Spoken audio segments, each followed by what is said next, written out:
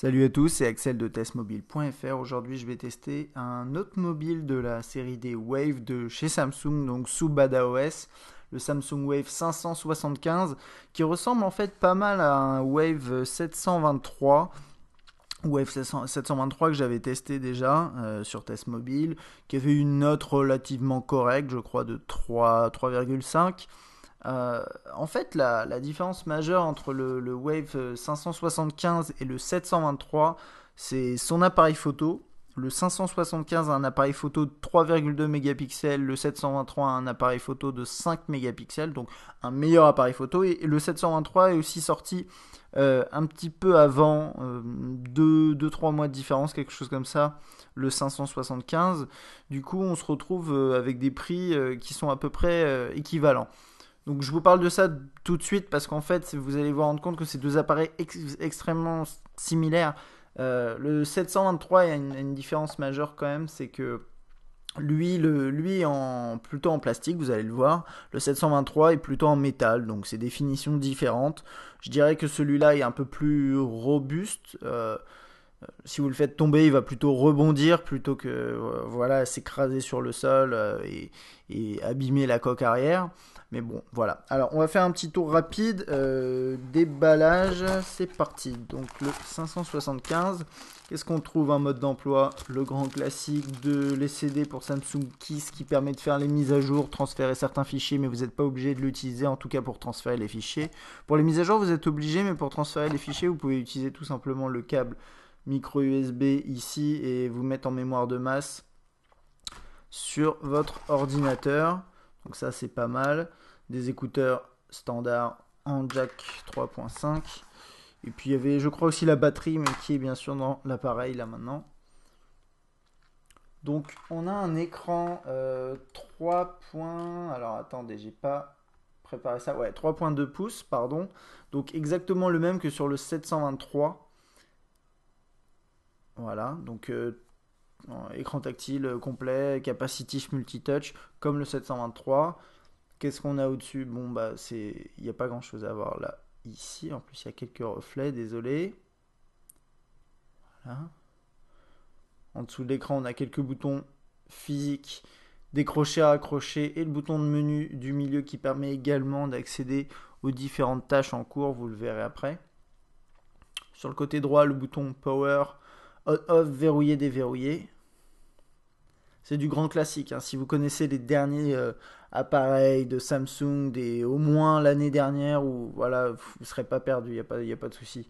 Appareil photo, sans autofocus, donc focus fixe. Là pour ouvrir la coque, bouton de volume. Sur le dessus, jack 3.5 et le micro USB.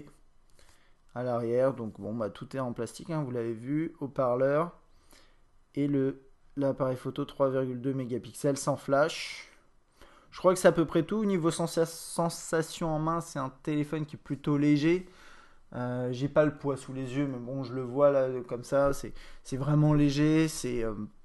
Vous avez pas la peur de le faire tomber, puisque comme c'est que du plastique, qu'il est léger, qu'il a l'air quand même relativement solide. Bon, c'est un feeling différent. Le 723, comme je disais, c'est plus rigide, c'est du métal. Là, on n'est plus sur du plastique. Voilà, c'est un feeling différent. Alors, bon, que dire sur l'interface? Alors, on est sur du badaOS 1.1, qui est la même version que sur, je vais aller vérifier au passage, que sur l'autre, hein, sur le 723. Donc là, Bada 1.1. Et donc vous avez TouchWiz dessus, mais en gros c'est badaOS avec surcouche TouchWiz, ils appellent ça, mais concrètement c'est pas réellement une surcouche parce que badaOS de toute façon c'est Samsung. Et qu'est-ce que ça veut dire TouchWiz? C'est vous retrouvez une interface qui va être plus ou moins la même sur du tactile entrée de gamme Samsung, du tactile haut de gamme Samsung sous Android, pourquoi pas. Et donc vous ne serez pas perdu, c'est-à-dire que vous pourrez passer facilement de cet appareil-là à un Galaxy S2 par exemple, pourquoi pas, vous ne serez pas perdu. Vous pouvez passer d'un entrée de gamme Samsung tactile à celui-là, vous ne serez pas perdu non plus, c'est assez pratique. Qu'est-ce que vous avez? Page d'accueil avec différentes pages comme ça, vous pouvez rajouter, enlever des widgets en appuyant ici. Si vous passez le terminal en mode paysage, vous pouvez défiler comme ça pour ajouter, si vous voulez, voilà, des pages d'accueil ou en enlever. Ok.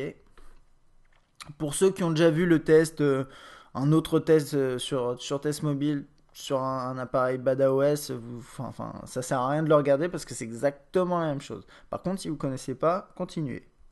Donc là, voilà, j'ai les widgets. Alors les widgets, vous restez appuyé dessus, vous pouvez le déplacer, le changer de page. Normalement, je peux. Ouais, voilà. Là, il n'y a pas la place, ok. Même problème que ce que j'avais constaté, c'est que je trouve que niveau widget, c'est pas très flexible. On peut pas vraiment les mettre exactement où on voudrait. Par exemple, là, je sais pas, il y a un trou sur le côté droit. En fait, on se retrouve facilement avec une page d'accueil avec des trous un petit peu partout. Et normalement, l'intérêt du widget, c'est d'en avoir plusieurs sur la page d'accueil et de défiler comme ça le moins possible quand même. Et là, finalement, on va être obligé de défiler pas mal. Alors lui, ça sert à rien, mais typiquement, là, on se dit que, vous voyez pas, ça pourrait passer. Et en fait, quand on lâche, il veut pas. Ce genre de choses. Donc, encore une fois, ça, je trouve que Samsung devrait être un peu plus flexible. Je crois que dans les versions supérieures de BadaOS, notamment même la 1.2 sur le Wave 2, c'était un petit peu mieux. J'avais préféré. Donc, en fait, au sein même de BadaOS, il y a différentes gammes. Et on va dire que le Wave 2 est un petit peu au-dessus de celui-là. Appareil qui a aussi été testé sur test mobile. Donc niveau widget, qu'est-ce que vous avez? Vous avez calendrier, vous avez quelque chose, un widget plus social avec vos mises à jour Facebook, etc. Un widget de recherche avec Yahoo apparemment. Recherche ici avec Google. Enfin, donc on a un petit peu les deux. Qu'est-ce qu'on a d'autre sinon? C'est pour changer le fond d'écran, ça marche avec un widget. Enfin, pourquoi pas? Je crois qu'il y a d'autres façons de le faire, mais c'est une façon simple aussi de le faire. Une horloge, vos emails aussi. Je vais le mettre parce que j'ai configuré mon compte. Toc, voilà. Donc ça c'est pas mal. Ensuite pour passer un appel du grand classique. Toc, vous composez, vous appuyez sur appeler. Là j'ai pas mis de carte SIM donc ça n'a pas marché. Là-haut je vous ai pas montré mais vous avez un petit tiroir un petit peu à la manière d'Android. Par contre il marche pas, vous voyez c'est pas en faisant comme ça, c'est juste à l'appui. Il s'ouvre, il se ferme. Dedans, vous avez quoi? Des notifications. Donc là, j'ai les notifications de mes emails Google. Je peux activer, désactiver le Wi-Fi, Bluetooth et discret ou général. Ça, c'est pour les modes. Ensuite, si vous mettez un numéro, vous pouvez aussi envoyer un texto, l'appeler ou appeler en visio directement. Si vous composez un numéro qui a un contact qui est derrière associé, vous avez le contact qui s'affiche ici et vous pouvez l'appeler directement. Si vous restez appuyé sur le bouton de menu, celui-là, vous avez ça qui s'ouvre.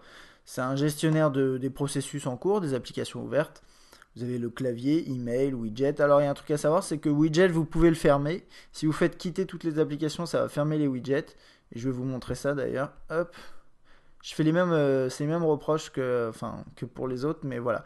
Donc là, par exemple, j'ai fait quitter toutes les applications. Imaginons que j'ai ouvert 10 applications, le téléphone RAM, j'ai besoin de toutes les fermer. Je fais quitter toutes les applications. Ça va aussi me fermer tous mes widgets que je pourrais remettre uniquement soit en faisant ça, je crois. Ouais, voilà, je peux en mettre, soit en redémarrant l'appareil. C'est un petit peu dommage, ça. Ce serait bien que, mais je crois que les futurs, que les mises à jour après corrigent ce problème. Dans les contacts, on a ça. Donc vous avez votre contact ici. Si je fais, alors ça, j'arrive jamais à le faire. Ah oui, voilà. Si je fais droite gauche, je peux envoyer un message. Si je fais gauche droite, voilà, je peux l'appeler. Et oui, il y avait un lecteur qui m'avait dit ça, il avait raison. En fait, moi, je pars trop de droite à gauche. Il faut partir d'à peu près le milieu et faire. Ouais, voilà, pas rester trop longtemps. Voilà, comme ça. Et comme ça. Voilà. Ok. Donc, ça, c'est pratique. Ça permet directement de la liste de contacts, depuis la liste de contacts, d'appeler quelqu'un ou de lui envoyer un message. Plutôt bien. Là, il n'a pas d'avatar, mais je pourrais lui en mettre un. Enfin, de photo ici. Je peux le mettre en favori, lui mettre des numéros, l'appeler directement. Appeler en visio.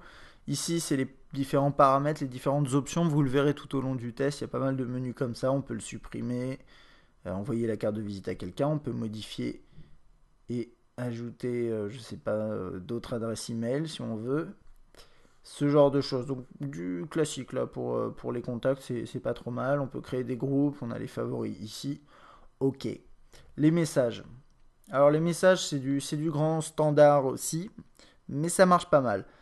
Concrètement, vous avez un système de bulles qui commence à être un petit peu quelque chose de standard aujourd'hui sur les smartphones tactiles et c'est pas mal du tout. Moi j'aime bien ce mode conversation. Donc là, bon, j'ai pas la possibilité de faire une vraie discussion, mais sinon les réponses s'afficheraient à gauche. Faites comme ça et en plus après vous, bon, je vais vous montrer après la saisie de texte un peu plus en détail. Vous faites envoyer en bas à gauche, ça va l'envoyer. Là il y a un bug, mais ça va l'ajouter. Toc, voilà.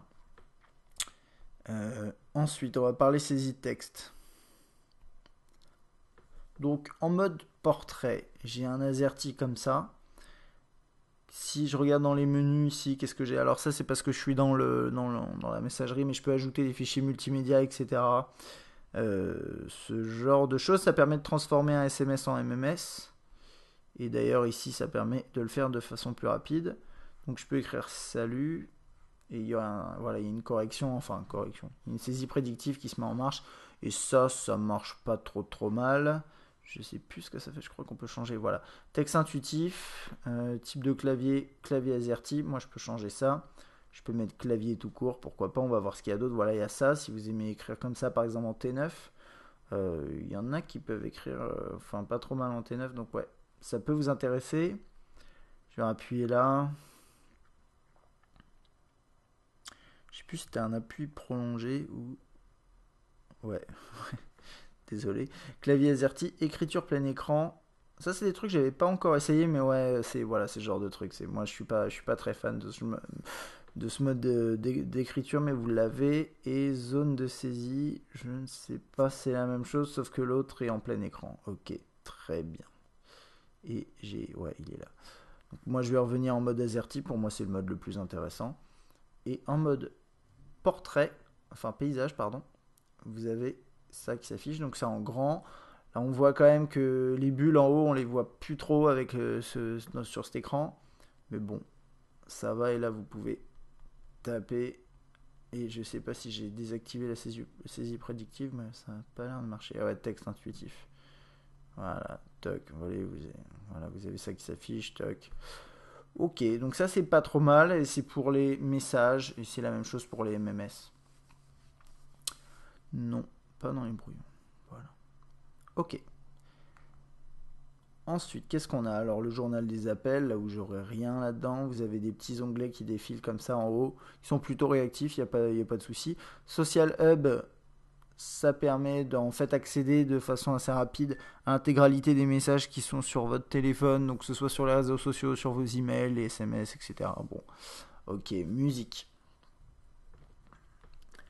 Alors vous avez un player musical qui est plutôt bien. Vous avez un tri ici qui se gère avec les onglets en haut, donc comme un petit peu partout en fait sur l'appareil. Donc vous avez toutes les pistes, liste de lecture que vous avez créées, où il y en a des automatiques écoutées récemment, les plus écoutés, ce genre de choses. Les albums, les artistes, donc ça c'est pas trop mal, hein, je trouve. Hop. Ensuite quand vous êtes là, vous avez l'artiste avec les différents morceaux. Et alors je vais mettre pause 2 secondes. Ça va être dur parce que là c'est un morceau en live, la qualité est pas tip top. Enfin, on pourra l'écouter. Mais je vais changer après pour vous montrer un peu mieux la qualité. Player plutôt beau. Ce qui est un peu étrange, c'est que le player musical est un petit peu en dégradé. Vous voyez peut-être pas bien avec la caméra, à travers la caméra, mais c'est plutôt joli, c'est plutôt soigné, alors que l'intégralité de l'interface est pas exactement pareil. Donc ce serait bien d'avoir la possibilité de mettre des thèmes, etc. Alors vous pouvez télécharger des thèmes, mais par défaut vous n'en avez pas, il me semble. Donc vous avez la pochette, les options classiques de lecture, pause, play, etc. Si vous lisez un morceau, vous avez un accès rapide ici dans le tiroir. Toc. Ok, ça c'est pas mal. Et on va faire un petit tour au niveau de la qualité. Je vais vous mettre à fond.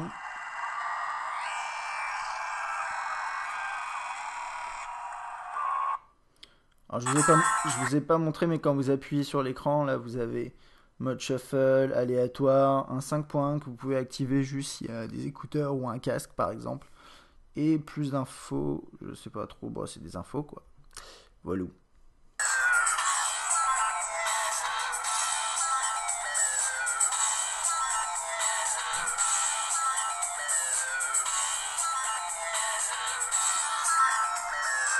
Alors là, je suis à fond. Le morceau, ouais, et il y a autre chose que je voulais vous montrer, c'est ça. Quand vous allez dans la liste, vous avez la progression du morceau en cours. Ça, c'est pas mal du tout. Ok, on va passer au morceau classique des tests pour d'ailleurs, j'en profite pour vous expliquer pourquoi je prends toujours les mêmes morceaux. C'est pas parce que je les aime particulièrement, si je les aime bien, sinon je les aurais pas choisis. Mais c'est surtout que si vous regardez les différents tests entre eux, vous pouvez comparer la qualité sonore puisque les mêmes morceaux sont joués. C'est pareil pour les photos. Pourquoi je prends les mêmes photos à chaque fois, etc. C'est pas parce que j'ai pas d'idée, c'est pour ça. Voilà. Ok. Donc là, comme on n'est pas sur un live, la qualité est un peu plus. Enfin, la qualité est meilleure et le son est plus fort, c'est normal. Mais je suis à fond quand même là. Voilà.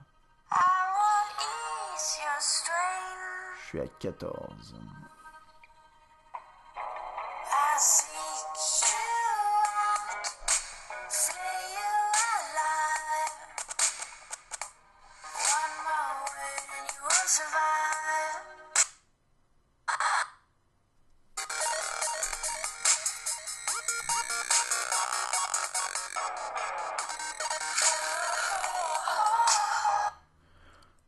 Je trouve que la qualité est pas mal. Le volume est pas vraiment élevé, c'est certain, mais la qualité est pas mal sur un morceau comme ça où il n'y a pas trop de basse. Alors on va voir sur celui-là.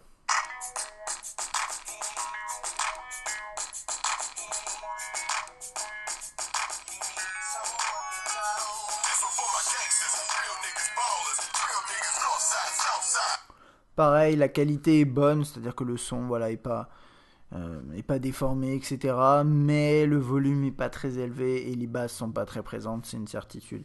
Maintenant, n'oubliez pas que c'est un appareil moyenne gamme, donc ça reste plus que correct. Dernier petit truc, on va prendre.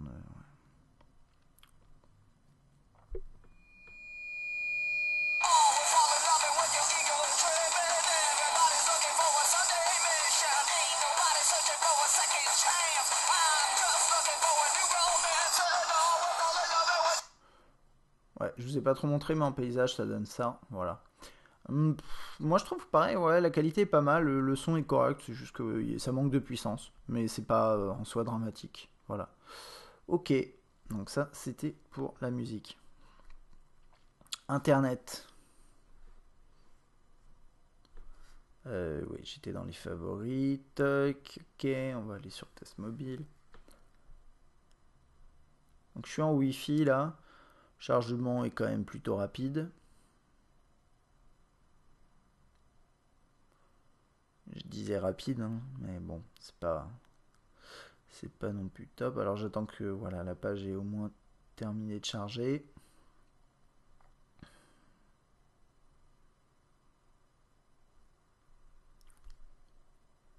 Alors pendant que la page charge, c'est assez compliqué de se déplacer quand même dans le site internet. Mais là maintenant c'est bon. Voilà. Ok. Donc vous avez le pinch to zoom. Par contre, quand vous dézoomez à fond, vous voyez pas le site entier. C'est un truc qui me gêne généralement, mais en même temps l'écran est petit, donc ça servirait pas à grand chose de pouvoir dézoomer à fond. De toute façon, on n'arrive déjà pas à lire. Comme vous voyez, c'est un appareil qui n'a pas une résolution gigantesque. C'est du 400 x 240, donc 400-240. C'est pas énorme, bon, c'est correct sans plus. Pour un écran aussi petit, ça reste acceptable, hein, surtout sur du moyenne gamme.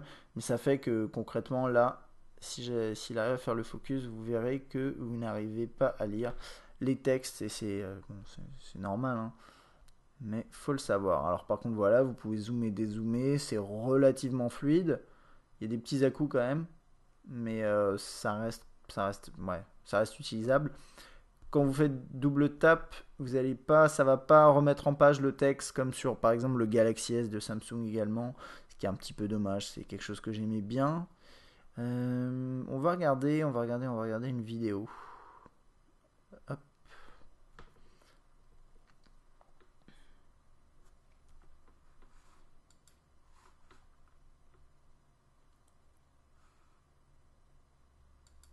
Alors je crois que je vous en avais pas trop parlé, mais niveau prix, c'est assez étrange parce qu'il y a pas mal de prix disponibles sur internet en nu. Quoi qu'il en soit, c'est un appareil qui est disponible à partir d'1 € avec forfait dans tous les cas. Ensuite, nu, vous avez des prix aux alentours de 150, 170 euros. Parfois, ça va jusqu'à 200 euros nu.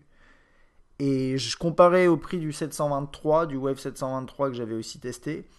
Et en cherchant bien, on arrive à trouver le même prix. Donc je trouve quand même que pour un appareil qui a un appareil photo un peu inférieur au 723, ça peut valoir le coup quand même de chercher un petit peu un prix, un meilleur prix et de prendre un 723, d'autant plus que le 723 ou F723, on a également des offres avec opérateur à 1 €. Donc bon, ça c'est après, c'est à vous de voir. Alors là j'ai une vidéo YouTube, j'ai appuyé dessus, je crois que ça va lancer voilà l'interface mobile de YouTube. Et ensuite, je fais regarder la vidéo. On va voir ce qui se passe. Il se connecte. Il devrait me l'afficher. Oui, s'il te plaît. Mise en mémoire tampon. Et donc là, je suis en mode portrait. Ça marche pas très très bien.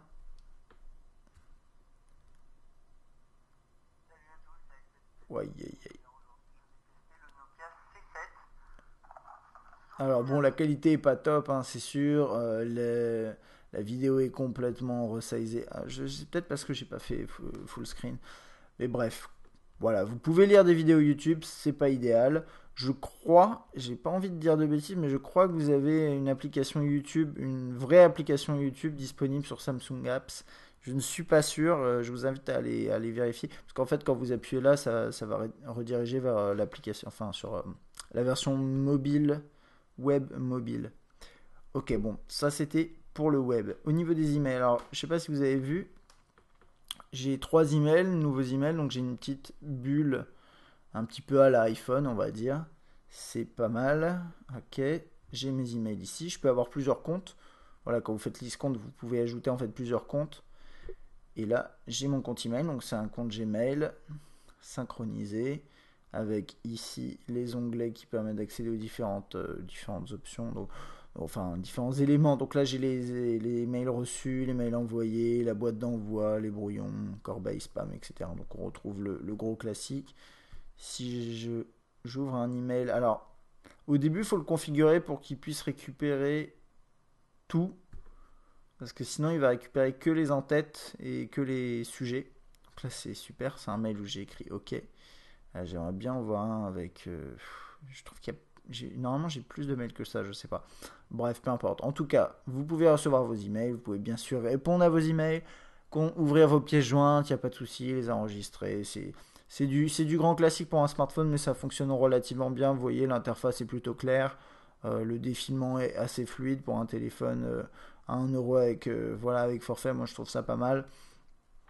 Et vous avez quelques options ici. Donc, comme je vous ai montré ça avant, là, télécharger, vous pouvez trier aussi également date, expéditeur, objet, ce genre de choses. Et rédiger, bien sûr, un nouvel email.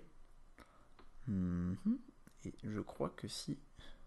Voilà. Si je commence à taper par exemple Pierre, il va me mettre Pierre là et son adresse testmobile@gmail.com. Et donc ça c'est si je veux envoyer un email à quelqu'un qui est dans mes contacts et qui a déjà une adresse email. Ça c'est pas mal. Ok. Vous avez un gestionnaire de fichiers donc qui permet d'accéder de façon pas forcément très sexy à vos différents fichiers. Et c'est un peu dommage parce que pour accéder à vos photos, il n'y a pas énormément de possibilités. Je vais vous montrer ça après pour l'appareil photo. Il y a quand même des possibilités, mais sinon vous passez par ici, vous faites image, toc, et ensuite vous pouvez défiler. Je vous montrerai ça un petit peu après avec l'appareil photo. Vous accédez à tout ici, téléphone et carte mémoire. Vous avez un slot pour la micro SD. Par exemple là. Alors ça, le premier c'est un DivX. Donc apparemment il n'est pas capable de lire les DivX. Ce qui est un peu, ce qui est un peu étrange. Je crois que c'est vraiment une question de version de BadaOS, puisque si je dis pas de bêtises, le Wave 2 permettait de lire les DivX, et donc lui voilà, ne prend pas en charge les fichiers AVI encodés en DivX, donc je ne sais pas. Et après, sinon, là j'avais quelques images prises avec un réflexe, et elles se chargent, mais c'est un petit peu lent, mais ça reste acceptable. Si vous voulez regarder des photos qui ne sont pas prises avec ce téléphone, c'est possible. Ok, calendrier du grand classique également. Hop, voilà. mais plutôt propre, hein, je trouve. Voilà, là, comme ça, en mode paysage, c'est assez bien géré l'espace. J'aime bien. Allez, appareil photo. Appareil photo très classique aussi pour du Samsung, avec toutes les options. Alors, pour prendre une photo, bam, vous appuyez là. C'est assez rapide puisque c'est du focus fixe, mais du coup, vous n'avez pas d'autofocus. C'est ça le jeu, hein. Ici, vous pouvez gérer tout ce qui est balance des blancs, le retardateur, ouais, avec différentes options, la luminosité. Ensuite, ici, c'est pour passer de l'un à l'autre, je vais vous montrer ça après. Les modes de capture, sourire, vous avez un mode panorama qui est assez bien. Mode de scène. Voilà, là on est en 3,2. Vous voyez pas, ouais. 3,2 mégapixels, c'est le maximum. Vous pouvez reconfigurer ça un petit peu. Qualité d'image, etc. Voilà, tous les réglages classiques. Si je fais ça, j'accède aux différentes photos que j'ai. Et je peux les faire défiler comme ça. Je peux également, alors ça j'ai toujours un petit peu de mal, les faire défiler comme ça. Vous voyez. Et j'ai toujours du mal à comprendre l'intérêt, mais c'est aussi parce que je maîtrise pas spécialement le truc. Alors bien sûr, je vous mettrai des photos sur testmobile.fr dans le test pour pouvoir voir un peu la qualité, également la qualité vidéo. Vous pouvez zoomer, dézoomer. Vous avez un petit aperçu ici qui permet de voir un peu où vous êtes. Ça, c'est pas trop mal. Voilà, vous pouvez passer en mode vidéo ici. En mode vidéo, vous avez un peu moins de modes, enfin d'options. Vous avez mode ici avec standard et limite des messages. Ça veut dire choisir un mode de vidéo pour rentrer dans des MMS. Résolution, pas très élevée, 320, 240. Qualité vidéo excellente. Puis voilà, après, voilà, retardateur. Retardateur pour la vidéo, c'est un peu étrange. Bon, bref. Apparemment, on a ça. Hop. Pareil ici. La balance des blancs. Et la luminosité. Donc voilà. Ensuite, vous avez un module, enfin une option qui permet de rechercher rapidement l'horloge avec voilà vos alarmes, les différentes heures que vous pouvez configurer dans le monde entier, ce genre de choses. C'est des timers. Ici c'est donc là c'est le timer, là c'est le chronomètre. C'est pas mal. Ensuite Samsung Apps. Alors j'ai pas de carte SIM, ça devrait pas fonctionner normalement. Ouais, voilà. Samsung Apps, c'est l'équivalent de l'App Store, de l'Android Market, du Windows Phone Marketplace pour voilà, télécharger vos applications badaOS. Il y en a pas mal, il y en a beaucoup moins que pour Android, même pour Ovi Store de Nokia ou même pour surtout pour iPhone. Mais vous avez quelques applications pratiques, vous avez quelques jeux. Quand vous achetez un téléphone sous badaOS, donc qui souvent la série Wave finalement, c'est que du badaOS, faut que vous ayez ça en tête, c'est que vous n'aurez pas des centaines de milliers d'applications. La toute dernière application, vous ne l'aurez pas. Par contre, vous aurez quelques applications bien précises qui feront normalement bien le boulot. Vous aurez certains jeux, mais sur un appareil comme celui-là, vous ne ferez pas fonctionner tous les derniers jeux en 3D, même qui sortent sous Bada. Par contre, avec un Wave 2, vous pourrez. Voilà, c'est des choses comme ça. Il faut le savoir. C'est pas trop le téléphone qui fait aussi grippin, donc. Mais il fait au moins toutes ses fonctions de base, il les fait plutôt bien, je trouve. Les paramètres, bon, on va pas, voilà, mais vous avez des paramètres. Le grand classique, Facebook, accès Facebook, YouTube, ce que je vous disais. Alors, Facebook et Twitter, c'est des applications natives que j'ai pas configurées, je vais pas vous les montrer, mais en gros, voilà, vous avez la possibilité d'aller sur Facebook et Twitter en natif, c'est plutôt bien. Memo, tâches, ça c'est Palringo et Yahoo Messenger, je sais plus comment il s'appelle. Bref, oui, c'est ça. Donc ça permet de faire de la discussion en ligne, enfin, messagerie instantanée. Palringo permet aussi d'aller sur MSN, etc. Donc, en gros, vous avez quand même un appareil complet qui permet à la fois d'aller sur MSN, de consulter vos mails, envoyer des SMS, des MMS, etc., prendre des photos. Là, vous avez vos différents comptes web que vous pouvez configurer. Vous pouvez configurer vos comptes Facebook, Twitter aussi ici, Memo, Radio FM. Alors, en navigation, je ne vais pas vous le lancer parce que j'ai... Bah, attendez, je vais quand même vous montrer à quoi ça ressemble. J'attends que ça charge. En gros, c'est une solution GPS qui a un problème c'est qu'elle est pas très fluide, je trouve. Alors attendez, je vais vous montrer ça, juste 2 secondes, je dézoome un petit peu. Bon, vous voyez, là, c'est la solution GPS. Et il a décidé qu'il voudrait pas... Ouais, ok. Oh là là. C'est pour ça que je l'ouvre jamais, c'est parce qu'en fait, elle bug de partout. Enfin, c'est pas qu'elle bug, mais c'est que c'est lent, c'est lent, c'est lent. Faut attendre que ça charge, c'est long. Donc là, vous avez... Voilà. Donc vous avez... Bon, bref. Je l'ai pas réellement testé. J'ai fait quelques navigations comme ça, mais pas vraiment longtemps. C'est une solution qui permet de faire éventuellement des itinéraires. Maintenant, vous avez Google Maps qui est là, qui permet pas de faire des itinéraires parce que c'est pas une version vraiment complète. Mais là, comme vous voyez, c'est pas une solution qui a l'air très performante. Là, j'ai dézoomé, j'ai même pas de carte quasiment. Je sais pas. Ça me parle pas trop. Par contre, peut-être, voilà, vous l'essayerez. Ce qui est sûr, c'est qu'il y en a une. Donc, si vous avez envie de l'utiliser, vous pouvez. Et elle permet, par exemple, dans sa voiture, d'être guidé en GPS. Maintenant, ce ne sera pas du OviCart ou du Google Maps. C'est certain. Quand je dis Google Maps, je dis ce ne sera pas du Google Maps sur Android. Parce que Google Maps là-dessus, il y en a et c'est pas tip top. Bon, voilà une vidéo. Bref, je vous mettrai ça dans le test. Ça, c'est la vidéo prise avec l'appareil. Vous avez un truc qui s'appelle jeu, mais en fait, il y a plus que les jeux, il y a aussi les applications. Donc là, j'avais installé une application Gmail en Java, Google Maps. Il y a quelques jeux, mais bon, rien de sensationnel. Et puis, dernière petite chose, là, vous pouvez mettre des raccourcis vers certains de vos sites préférés. Ça va afficher une sorte de petite screenshot. Bon, là, c'est juste du texte, mais voilà. Et je crois que j'ai fait à peu près le tour hein, de ce Wave 575. Alors, que dire? Moi, je dirais, franchement, qu'est-ce que c'est que c'est un smartphone, ok, qui est pas très cher, qui est en plastique, donc qui est plutôt solide. Il y a un appareil photo qui est rapide, mais qui est pas très bon. Un OS qui permet de faire quelques fonctions de messagerie très bien, le reste un petit peu moins bien, le web relativement correctement, mais ça s'arrête à peu près là. Alors, moi là, je pense que la conclusion, je vais la faire entre, finalement, est-ce qu'il faut prendre un 723 ou un 575?